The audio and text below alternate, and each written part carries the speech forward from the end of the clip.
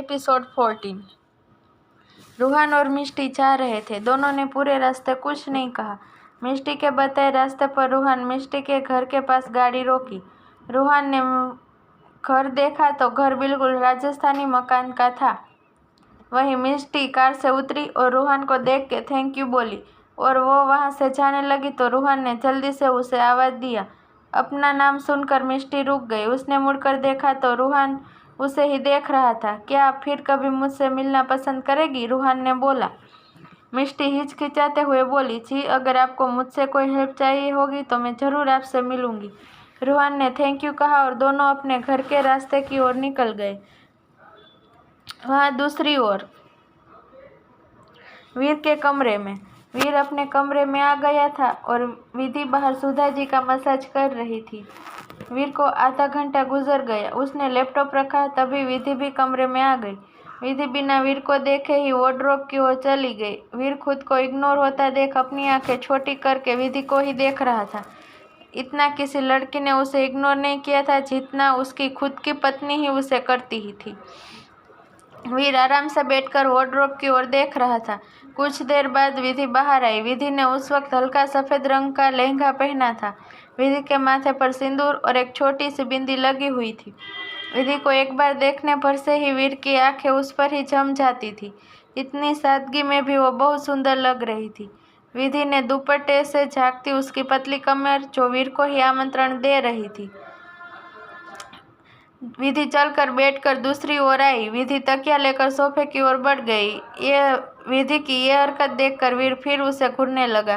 विधि सोफे पर लेट गई। वहीं वीर को विधि को ऐसे देख तन बदन में आग लगी हुई थी। वीर खड़ा हुआ और विधि की ओर बढ़ गया। विधि जो आंखें बंद किए हुए लेटी थी उसे होश तब आया जब उसे लगा कि वो हवा में है। उसने झट से अपनी आंखें खोली तो देखा कि वीर ने उसे गोद में उठा रखा है।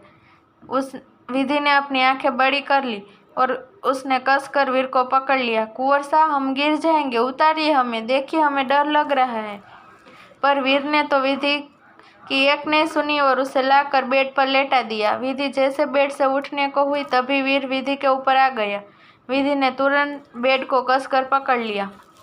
विधि इतनी ज्यादा घबरा गई कि उसने अपनी आंखें ही बंद कर ली।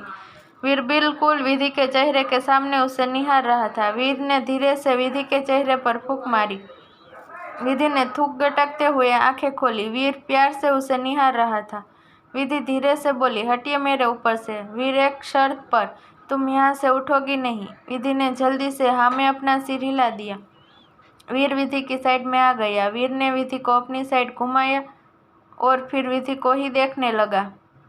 उसने विधि की बालों को पीछे किया तो विधि ने अपनी पलकें झुका दी। वीर बेड पर से नीचे उतरा और इस बार फिर से विधि को अपनी गोद में उठा लिया। पर इस बार विधि डरी नहीं और खुद को वीर पर छोड़ दिया। वीर विधि को लेकर बालकनी में आ गया और विधि को लेकर उस गोल सोफे पर बैठ गया। विधि का सर वीर के सीने पर था। विधि ने अपनी आंखें बंद कर रखी थी। वीर ने विधि के गाल पर अपना हाथ रखा। विधि ने सिर उठाकर वीर को देखा। वीर जैसे ही विधि के होठों की ओर बढ़ा वैसे ही विधि ने अपना सर दूसरी तरफ घुमा लिया। विधि बोली, आप हमें किस नहीं कर सकते। वीर मुस्कुराया। विधि की दाढ़ी पकड़कर अपने साइड किया। वीर विधि की आंखों में देख के बोला, तुम मेरी हो और तुम्हें छूने या प्यार करने के लिए मुझे तुम्हारी इजाजत की जरूरत नहीं है। विधि ने कड़वी मुस्कान दी और बोली, आप सही कह रहे हैं। शादी करते वक्त एक वचन तो ये भी था कि मैं आपकी हर जरूरत का ध्यान रखूंगी। मुझे माफ कर दीजिए। विधि ने अपना दुपट्टा अपने सीने से नीचे कर दिया और बोली, लीजिए, कर लीजिए आपकी जरूरत पूरी। विधि की ऐसी बात पर वीर ने अपनी मुट्ठी कस ली और खामोश था। वीर ने विधि का दुपट्टा लेकर उसे उठा दिया। वीर ने विधि को अपनी गोद से उठाकर खड़ा कर दिया। विधि की आंखों में आंसू थे तो वहीं वीर की आंखों में गुस्सा था। वीर विधि की ओर ना देखते हुए बोला, दोबारा ऐसा कभी मत करना। तुम वीर प्रताप राठौड़ का गुरूर हो। जब तक तुम मुझे अपना नहीं लेती मैं तुम्हें नहीं छूऊंगा। वीर वहां से कमरे में चला गया। वीर ने बेड से तकिया लिया और सोफे की ओर बढ़ गया। विधि जब कमरे में आई तो उसे देखा कि वीर सोफे पर सो रहा था। विधि ने अपनी आंखें बंद कर ली और बोली, हमें माफ कर दीजिए पर वो गुस्सा खत्म नहीं हो रहा है जो इतने सालों से आपके लिए हमारे अंदर है। 7 साल। 7 साल से गुस्सा हमने अपने अंदर दबा के रखा है। विधि ने वीर को देखा जो इतनी ठंड में भी बिना चादर के सो रहा था। विधि ने चादर लिया और उसे उठा दिया और बेड पर लेट गई। विधि को बुरा तो बहुत लग रहा था, पर उसे भी कभी बुरा लगता था, कभी दर्द होता था, पर उसके पास कोई नहीं था। वो शिकायत किसे करती? विधि ने कभी किसी को दोष नहीं दिया या कभी किसी से शिकायत भी नहीं की, पर पता नहीं क्यों वीर के सामने अपनी फीलिंग रोक नहीं पा रही थी।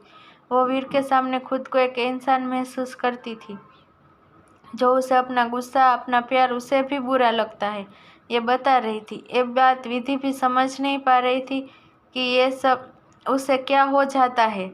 अगली सुबह विधि की पूजा से सबकी सुबह हुई। सब अपना काम करने पहुंच गए। विधि ने जल्दी से वीर के लिए ब्लैक कॉफ़ी बनाई और कमरे में ले गई तो उसने देखा कि वीर शीशे के सामने अपनी टाई बना रहा था। विधि ने कॉफ़ी को टेबल पर रखा और वीर को निहारने लगी। वैसे वो इस बात को झुठला नहीं सकती थी कि उसका पति बहुत हैंडसम था। वीर को जब लगा कि विधि कब से उसे ही घूर रही है तो वो बोल पड़ा, आपका घूरना हो गया डॉक्टर वीर प्रताप। विधि मुस्कुराई और वीर के पास गए। विधि ने वीर को शीशे के पास बैठा दिया और वीर की टाई बनाने लगी। विधि टाई बनाते हुए बोली, वैसे ध्यान तो आपका भी हम पर ही था, तभी तो जब से हम यहाँ पर आए हैं तब से आपकी टाई ही नहीं बन रही। वीर बोला, सब समझ आता है, बस मेरा प्यार ही समझ में नहीं आता। विधि धीरे से बोली, आप नाराज है हमसे? नहीं, बिल्कुल नहीं, ये हक है तुम्हारा, जानता हूँ आसान नहीं है तुम्हारे लिए, बहुत सुना है ना तुमने, तो इतना गुस्सा तो मैं भी डिजर्व करता हूँ। वैसे पिंक साड़ी में तुम बहुत सुंदर लग रही हो। विधि शर्मा गई। विधि टाई बांधकर वीर से दूर हटी और कॉफी लाकर वीर के हाथों में दे दी।